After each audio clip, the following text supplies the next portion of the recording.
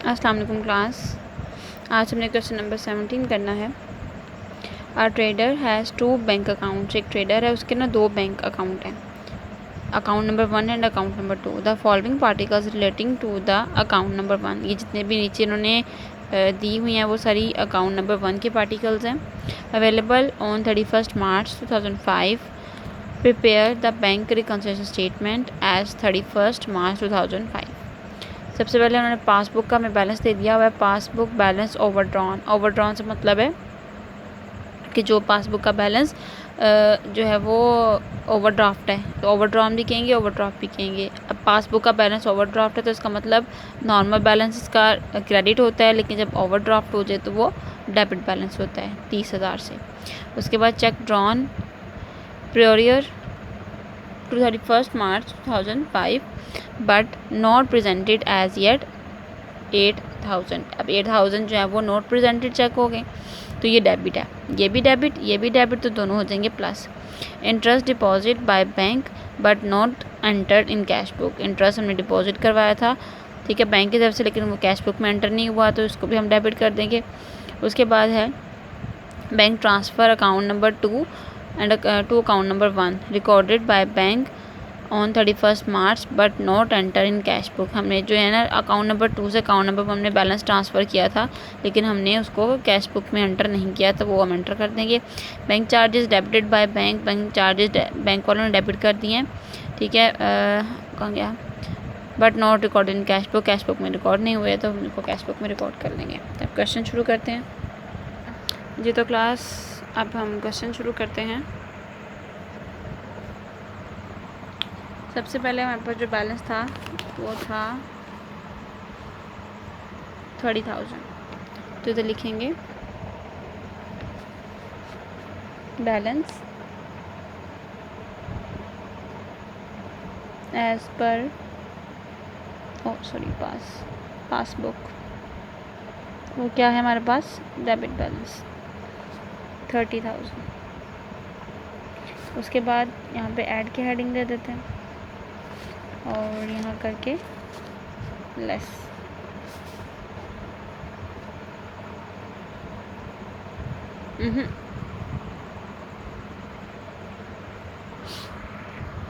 अच्छा, नेक्स्ट हम देखते हैं। हमारे पास था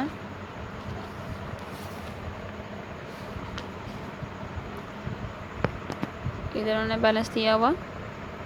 सबसे पहले एंट्री देखिए, 8,000 हमारे पास था चेक नॉट प्रेजेंटेड, ठीक है, तो उसके पर एंट्री कर लेते हैं। उसको डेबिट करना है, तो अनप्रेजेंटेड चेक लिखेंगे 8,000। उसके बाद हमारे पास एंट्री थी interest debited by bank but not enter in cash book, ठीक है। बैंक वालों ने इंटरेस्ट जो है वो डेबिट कर लिया था, लेकिन वो कैश बुक में एंटर नहीं हुआ, हमने इसको करना है क्रेडिट।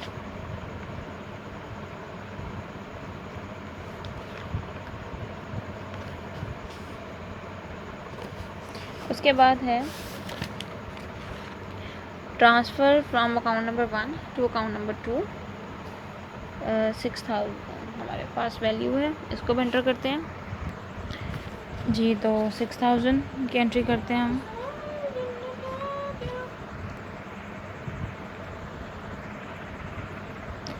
$6,000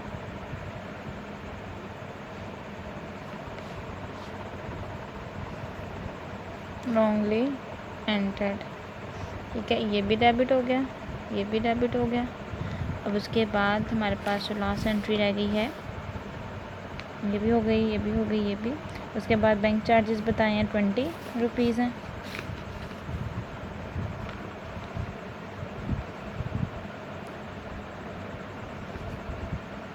ये भी क्रेडिट और ये भी क्रेडिट। अब हमने क्या करना है, 8,000 प्लस 6,000 तो आ जाएगा 14,000। दोनों को कर लिया जमा।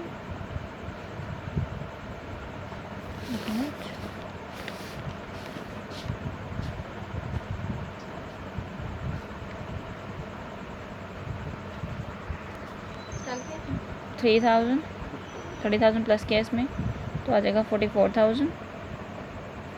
अब इसमें से हम 8,020 माइनस कर लेते हैं, 820 तो आ जाएगा 43,180। ये हो गया हमारे पास बैलेंस एज पर कैश बुक क्रेडिट। ठीक है, ऊपर अगर डेबिट बैलेंस होगा तो नीचे क्रेडिट होगा। नेक्स्ट क्वेश्चन नंबर करते हैं 18। क्वेश्चन नंबर 18 जो है वो ज़रा चेंज है। इसमें हमने रिवाइज्ड कैश बुक बनानी है। रिवाइज्ड कैश बुक क्या होती है? बेसिकली हम रिवाइज्ड कैश बुक को ये कहते हैं कि हमारे पास जो कैश बुक होती है, ठीक है,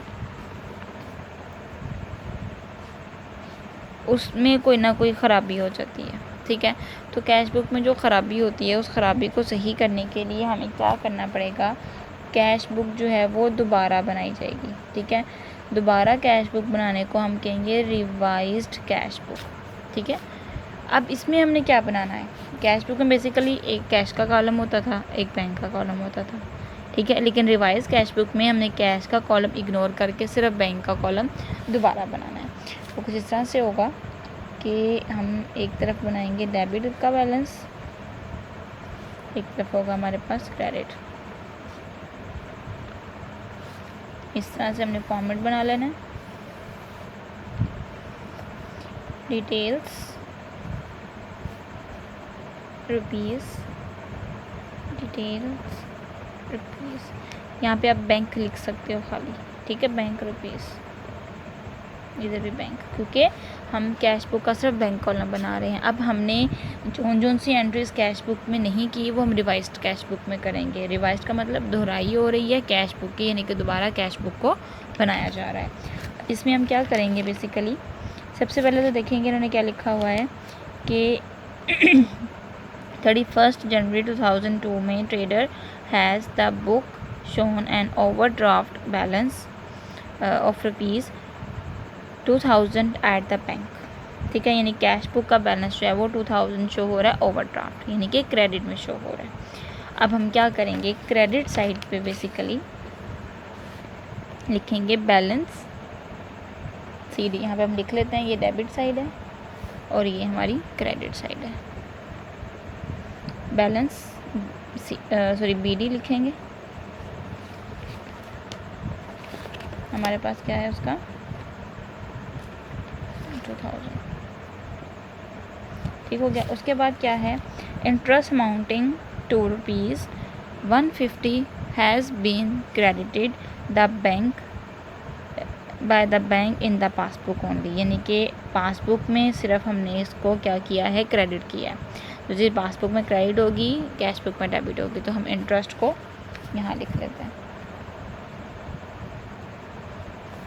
इसका मतलब ये है कि ये सिर्फ पासबुक में एंटर हुई है, कैश बुक में एंटर नहीं हुई। तो हम क्या करेंगे, पहले कैश बुक में एंटर करेंगे, जो कि हमने यहाँ पे कर लिया। उसके बाद हमारे पास क्या एंट्री है, bank charges amounting ₹25 had been debited by bank only passbook in the passbook only, यानी सिर्फ पासबुक में जो है वो 25 रुपये हमने एंटर किए हैं उसके, लेकिन पासबुक में डेबिट हुए, इसका मतलब हमने क्या करने हैं, क्रेडिट करने हैं। तो यहाँ पे बैंक चार्जेस लिख देते हैं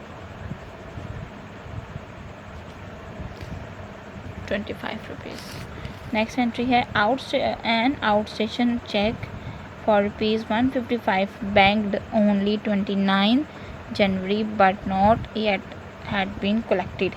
अब ये एंट्री मतलब इसका मतलब है कि हमने जो है वो ये हमारे पास अनक्रेडिटेड चेक है, कोई बाहर का चेक हमें आया था, हमने उसको बैंक में एंटर कर दिया लेकिन बैंक वालों ने एंट्री नहीं की। इसका मतलब ये है कि ये कैश बुक में एंटर हो गया, पासबुक में एंटर नहीं हुआ। तो हम क्या करेंगे, इसको पासबुक में पासबुक में एंटर करेंगे। तो पासबुक में एंटर करने के लिए हमें बैंक रिकॉन्सिलिएशन स्टेटमेंट बनानी है। तो उसके लिए हम क्या करेंगे, सिर्फ़ और सिर्फ इसको BRS में लिखेंगे। उसके बाद है cheque drawn totalling ₹95 had been presented by the bank payment has not been presented. अब ये अनप्रेजेंटेड है और ये अनकलेक्टेड है। इसका मतलब ये है कि ये भी कैश बुक में एंटर हो चुका हुआ है, ये भी कैश बुक में एंटर हो चुका है, लेकिन बैंक में एंटर नहीं हुआ। तो इसको बैंक में एंटर करने के लिए हमने क्या करना है, BRS बनानी है। ये बात याद रखिएगा, जो चीज़ पासबुक में हो गई है कैश बुक में नहीं हुई, उसके लिए हमने जो है वो ये रिवाइज कैश बुक हमें बनानी पड़ेगी, जो कि दोबारा से बैंक कॉलम के हिसाब से पूरी कैश बुक बनेगी। ठीक हो गया। जो एंट्रीज कैश बुक में हो गई होंगी लेकिन पासबुक में नहीं हुई होंगी, उसके लिए हमें BRS बनाना पड़ेगा। पहले हम इसको टोटल कर लेते हैं। किस तरह से होगा इसका टोटल, इस तरह से 2025 और इधर भी 2025। ये कहाँ से आया, हमने इस साइड को जमा किया। अब हम क्या करेंगे, इसमें से इसको माइनस कर देंगे तो हमारे पास आ जाएगा 1875। अब ये जो वैल्यू हमारे पास आ गई है, सॉरी इसको इधर नहीं इधर लिखना था, क्योंकि ये साइड छोटी है ये साइड बड़ी है, तो हमने इसको छोटी साइड पे लिखना है। 1875 आ जाएगा बैलेंस CD। अब इसको हम लिखेंगे बैलेंस एज पर कैश बुक। इसके लिए हम दोबारा से BRS बनाएंगे।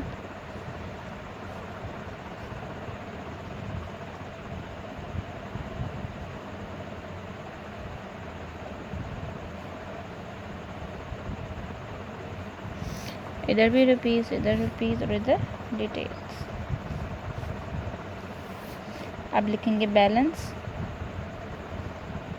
As per cash book credit जी, क्योंकि ओवरड्राफ्ट बैलेंस था, क्रेडिट बैलेंस है तो इसको क्रेडिट में लिख देंगे। ठीक है, क्रेडिट की हेडिंग बना के। अब ऐड इसमें अब क्रेडिट बैलेंस है तो ऐड होंगे हमारे पास अनक्रेडिटेड चेक।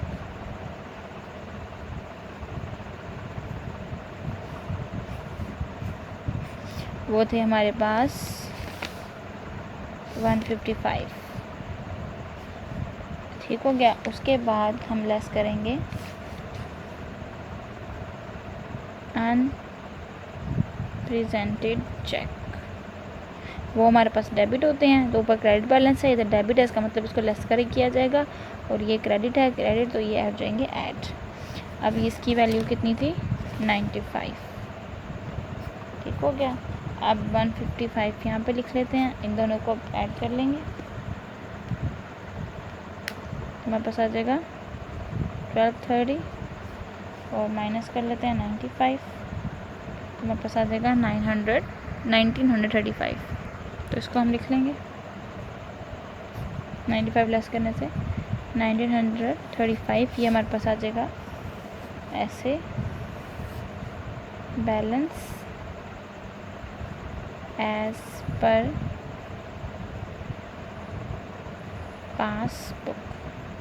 ठीक है, डेबिट लिख देंगे इसके साथ। ये तो था हमारा क्वेश्चन, जो कैसे क्लियर हो गया। नेक्स्ट हम इंशाल्लाह क्वेश्चन नंबर 19 एंड 20 करेंगे। तब तक के लिए अल्लाह हाफिज़।